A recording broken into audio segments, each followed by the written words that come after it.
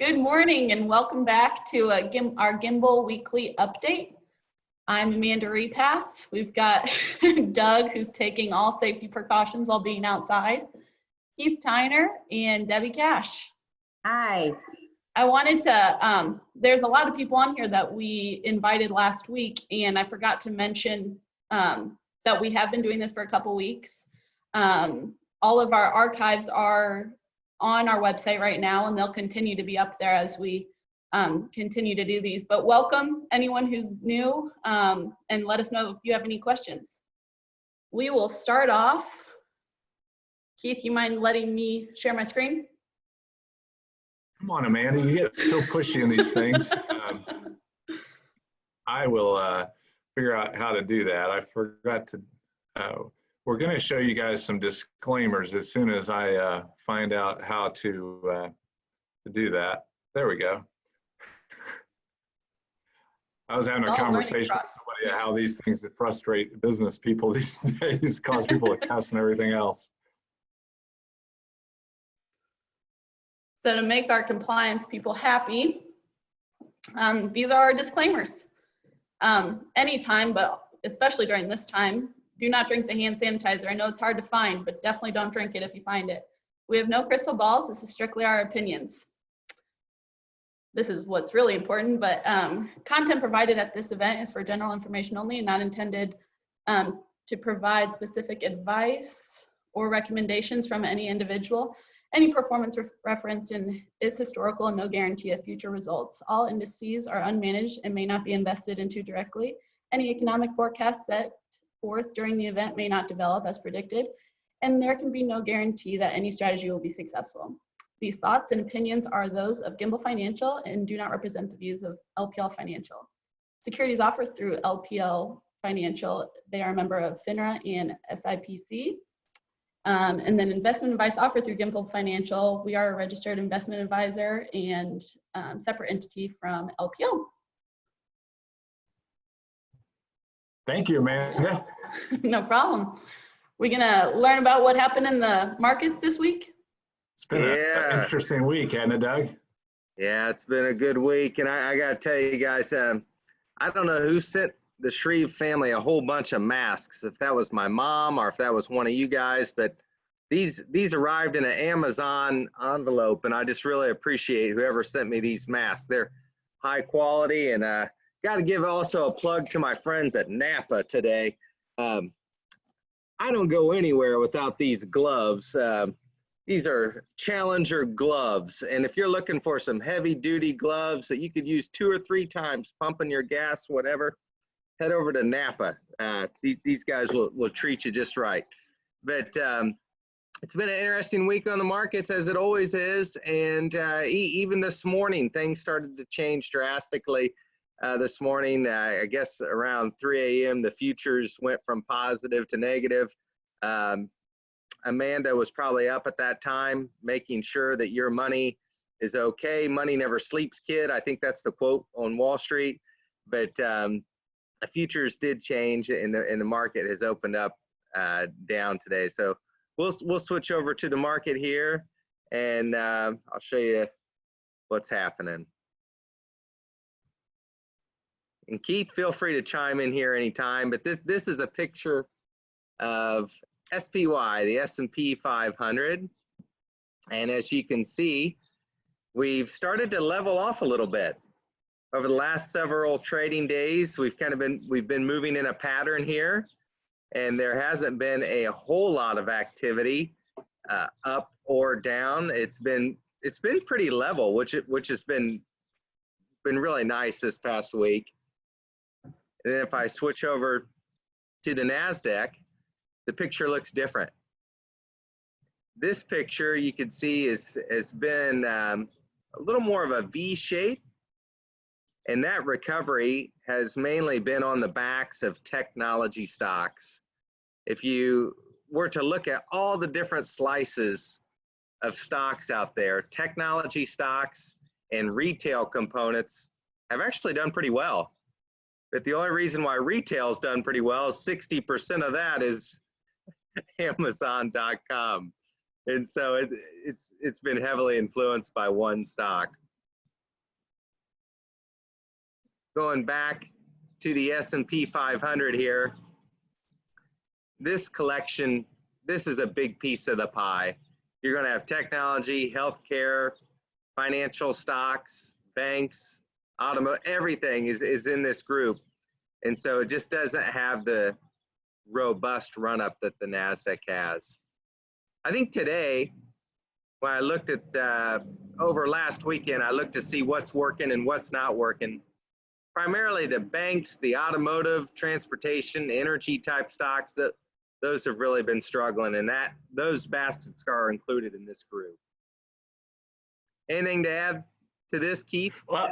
Well, I think the world is different. And so when you say energy stocks, some energy stocks have done well. The tankers that they needed to store oil in, those stocks shot up, but those aren't your traditional energy stocks. And the automotive stocks, if you look at Tesla, it's shot up, but it's not your General Motors and Ford. And so I think what those ideas have to cause us as investors to think about is, does a buy and hold strategy always work on stocks that we love? Because what was the commercial? This isn't your dad's Oldsmobile.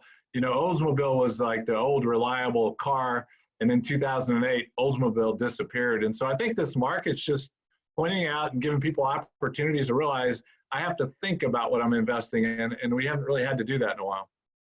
Yeah, in one of our favorite investments, we really don't give a lot of credence to on this call, but it's been cash. It's been cash right now, and we know cash doesn't pay you guys anything. It's just terrible. It's almost embarrassing what cash pays.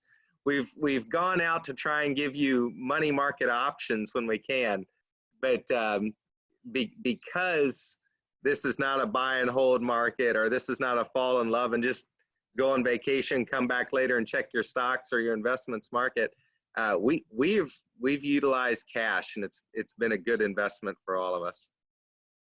Hey, Doug, can you let me talk about 3 charts real quick before we move on? Yeah, what do you want me to pull up? We'll start right here. The S&P 500 is mostly what folks are familiar when I assume when most people say, how's the market doing? They're talking about the 500 stocks represented by the S&P 500. And the black line, every week we've been talking about this black line that goes through the middle of this chart. And if you look to the left there, I don't have my readers on, but I see a low of around 2,200 or something over to the left. Keep going left, left, far left, all the way over. Keep going, right, the number right there on the 200-day moving average. Yeah, sorry, bye. Yeah, so right there, that market dropped and it hit that 200-day average. And then if you go over about 1.5 inches, it looks like, again, I can't see it. It looks like it's 28.55.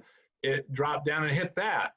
And then when we went into the horrendous month of March, when it came back towards that 200-day average, it tried to keep it for about 2 or 3 days there and just tanked. Well, that had served kind of as a floor for the stock market.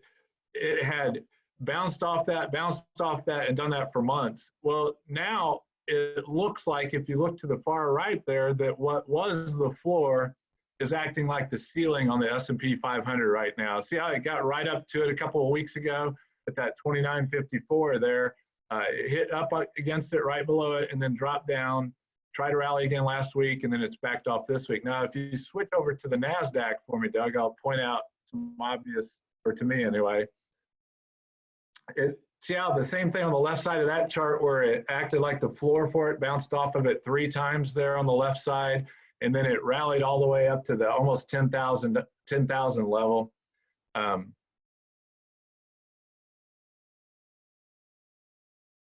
was watching where you're going there, Doug. And then it rallied all the way to that high of 10,000 in March, and then it came down and hit it one day there, and acted like a trampoline that it was going off of it, and then all of a sudden it just tanked from there. And then last month we got through that on the upside, and it's acting like maybe the 200-day moving average is going to be the floor going forward on this on the NASDAQ. So that would suggest that this thing might drop down to 8,500 in the next week or two or something. It doesn't have to, but that's how it's behaved in the past, and so that wouldn't be overly surprising.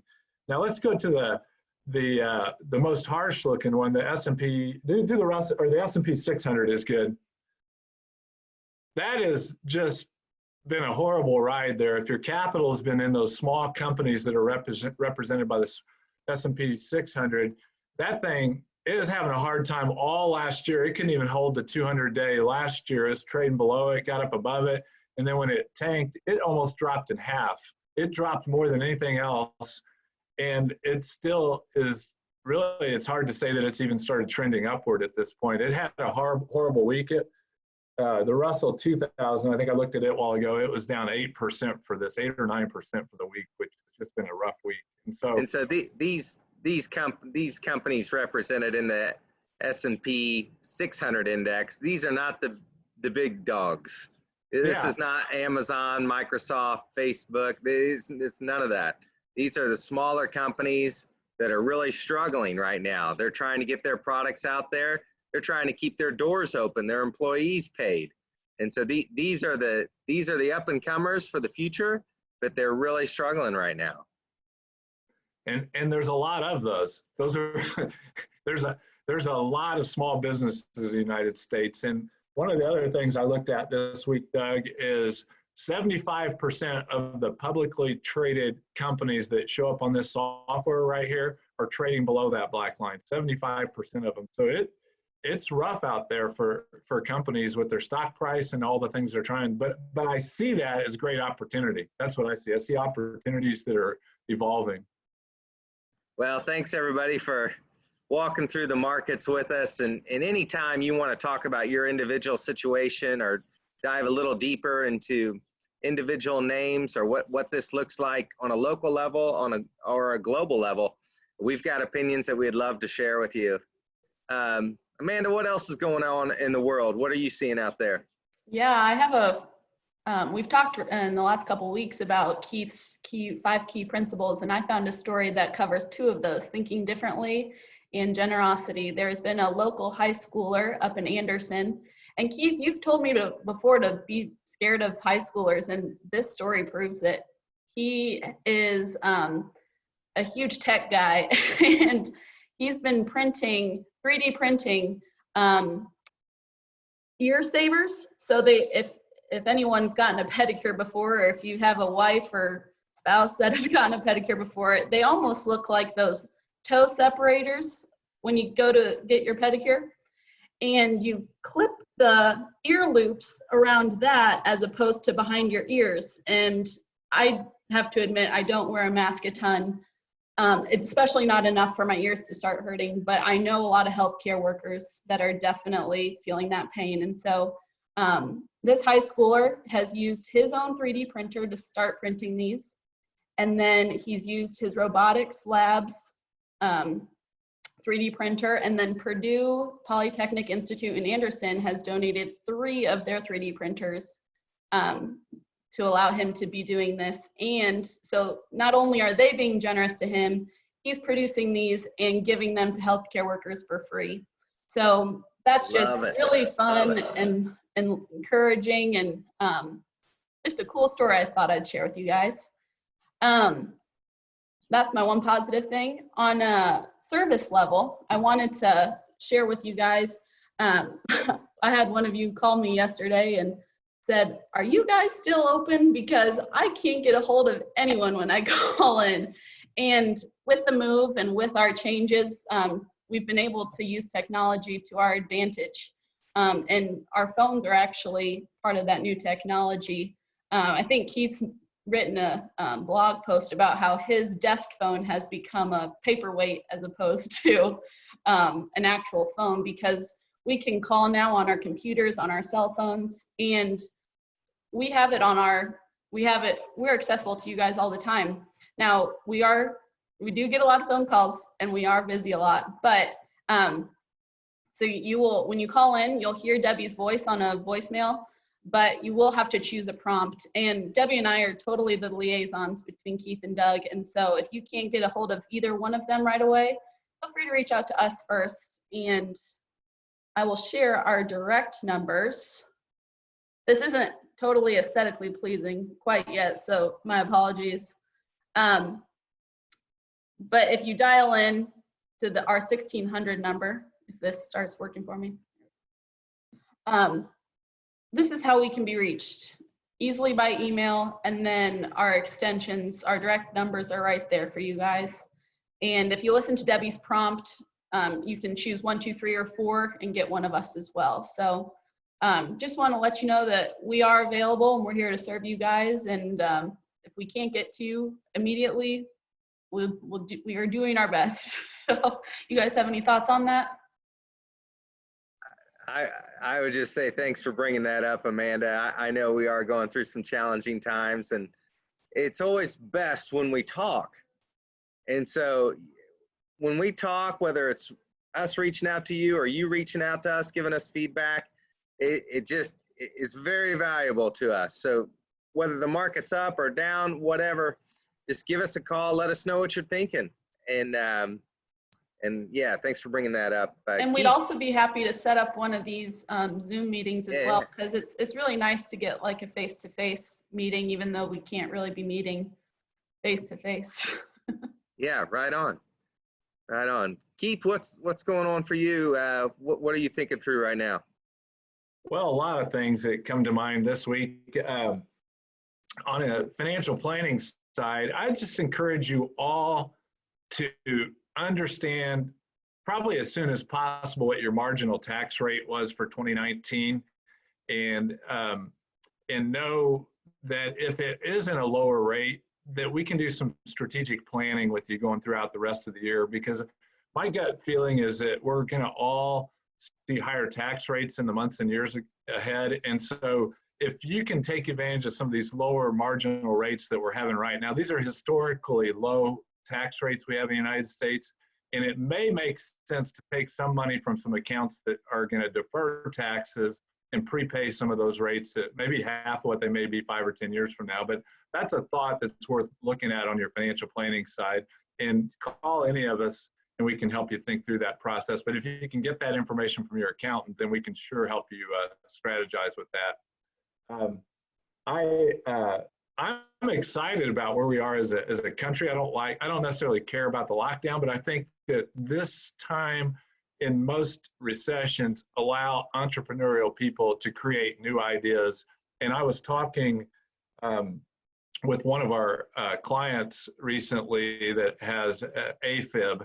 I don't know the technical name on it, but the problem, one of the unintended consequences of what the government's done is I think a lot of people are going to die that aren't going to show up as coronavirus deaths. And so I don't know that the unintentional consequence is going to ever be measured, but I got a feeling it's probably going to be as high as what we see from what's going to happen for the corona death. But his deal was he had a flare up in his AFib, and most people in the last month haven't been in a big hurry to go to a hospital. So the idea would be, well, let's let this thing pass. Well, very likely there's people that have had that maybe haven't survived because they were afraid to go to the hospital. But the positive about it, and I use an Android, so this will sound sacrilegious, but evidently the Apple Watch can take your EKG. Did you guys know that?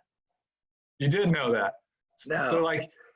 So so there's a stock out there called Teladoc that I'm not recommending or anything, but it does these Zoom video kind of things. And there's a lot of other stocks that are like that, or companies that they do these things. But what I was thinking the problem was they can't get your vital statistics. But if the Apple phone can do your EKG, what advances are there going to be to maybe lower costs for healthcare, to improve the treatments? Some of those things are going to put some of the responsibility back on us as the individuals, and maybe cause us to look at things that we've been causing the problems for. So the technology is really good. I think there's huge opportunities of other things that are going to spring forth from this. I guess the other thing I would throw out there to you, this is you may not need this today. I'll just put it in the back of your mind as you're thinking about traveling. I was reviewing my credit card statement a few months ago and all the mailings that came with that. And it was for the Gimbal credit card, and it said that I have auto insurance through my credit card when you travel, like for your rental cars. Did you guys know that, or? No, but that's nice. Yeah, well, you need to understand it if you're going to take advantage of it. And I was traveling right before all this broke out, and I thought, I'm not going to sign up for the insurance or the rental car company's insurance. I'm just going to trust my credit card. Drove about 3 days, and a rock drilled right in the middle of the screen of my windshield. I'm like, that can't be good. And then we were 10 minutes from returning the car to the airport, and another one just boom right in the middle of the screen. And so they're in the windshield, and so I had 2 cracks in the windshield. And just this week, I went through the process of it, but that coverage paid for $500 windshield. And so there are advantages that come with your credit cards. They take a little bit of challenge to figure them out, but also along with your credit cards, I would pay close attention to your credit cards during this season to make sure there aren't charges showing up on there that aren't yours, because it would be a pretty easy time for some of those things to happen because of how much online activity is going on. So that'd be my thoughts for today. Yeah, that's a good word. I appreciate that. I was reviewing my credit card statement just the other day, and I noticed we spent $50 or something like that at NBA.com. So that gave me an opportunity to talk with my son about what's going on. So it may even open up some financial discussions at home. Speaking of travel, I don't know how old I was or why I remember some of the things I remember, but one of the things I remember and always enjoying about the news, and I mean the local news, is that some channel did this one tank trips. Do you remember hearing about that? Am I making this up? Yeah. One tank trips. And I just want to encourage everybody right now, as you've been locked up at home with your family, that it might be worth taking a one tank trip. Gas prices are just so low, and it doesn't cost you much to fill up the car. We've got a good friend, a good client. He must have my direct line because he called in the other day, and I said, "How you doing?" He goes, "You know what? We've become like dogs." I said, "How's that?" He goes, "We look forward to going on car rides." and I just love that. And basically what he's saying is they've been enjoying getting out in the car. And so I thought I'd put together a couple one tank trips for you guys to think about and consider. If you want to fill up your tank and head over to Newcastle, Indiana. Now this place is closed right now. You can't go in the museum, but it's still there. It's the Wright brothers boyhood home. And it's really cool. They've got this old, they've got an old home there. They've got a little runway, grass landing strip, and, run over to the grocery store, buy the good lunch meat, get the roast beef, get the Swiss cheese, the rye bread, make yourself a sandwich, and drive over, check out the Wright brothers boyhood home. The other place that my family has done that has just been a real treat for us is we went over to Lieber State Park, which is on the west side. Not a lot of people hit that one. And there's some great waterfalls action over there. And so just getting out in the open, allowing that vitamin D to hit your skin, it just feels so good to switch up your environment. And that's what part of this is about, is taking care of our mental health, taking care of our physical health, and getting outside can do it. You can see I'm outside today. That's the beauty of technology. I don't have to be in the office. I can make trades from this park bench that I'm on. Getting outside can really boost your spirits, and it can give you and your loved ones something else to talk about other than whatever's on the television or whatever the fears are. But get outside, swing by Napa, get your box of gloves, get your mask, whatever it takes. But I want to encourage you to do that today. Anybody else have anything before we close this thing out, or any additions or takeaways? No, I just filled up this morning, so I got to find where I'm going to do my one tank trip. Nice. Amanda, you don't leave until 6 tonight, so yours will be an evening trip. Right on, boss. Yes, sir. You know, it's funny, Doug, we didn't talk about this, but that was the same idea I had in my mind, was that it is time to get out. It's time to get, you know, a feel for what's going on. I decided to work remotely today, and I am in the property of the hospital for which I was born in Evansville right now, working, and it's pretty dicey in here, but whatever. And so we left early this morning, and I knew that there was a chance that I wasn't going to make it down here on time to do this, but we put contingencies in places, which we do with all the things we try to do, is have contingencies that we're looking out for you the best we can. But on this trip, I just anticipated that something could go wrong. So we're about 30 miles north of Evansville, and it was like a shotgun blast that we heard. And so the friend that I was traveling with had a blowout on his front passenger tire, which is all right. He's a manly man. He packs heat. He's a, you know, a police officer kind of thing. So I'm like, I'm just going to rely on him. And his Jeep did not have a jack. So we're on I-69, and we've got the tire loosened, but I'm like, well, I helped everybody figure out how to do this thing. And so I thought, well, I'll just walk north on the interstate and flag down a car. And so that's what we did. We flagged down a truck. They work for a semi truck repair center. They had somebody there with a jack. They did the NASCAR jack where they cranked that thing up, had a tire back on, and we were on down the road. And so the point of that is that we stopped as soon as that happened and took a selfie, because we knew one day that was going to be a funny story, right? And so that's what I would encourage people, as you're doing road trips, as you're going about life. You don't need to show me your selfies of how pretty you look today or what you had for dinner. But when you really screw something up and you can take a selfie, I want to see it, because those are some of the funniest pictures ever. Because most everything that's going to go awry in your life, you're going to be able to look back and smile on it and say that was a good story. So as you're hitting the road and you're doing life, take some selfies, enjoy it, and have a great weekend. Yeah, have a great weekend, everybody. Bye-bye. Thank you.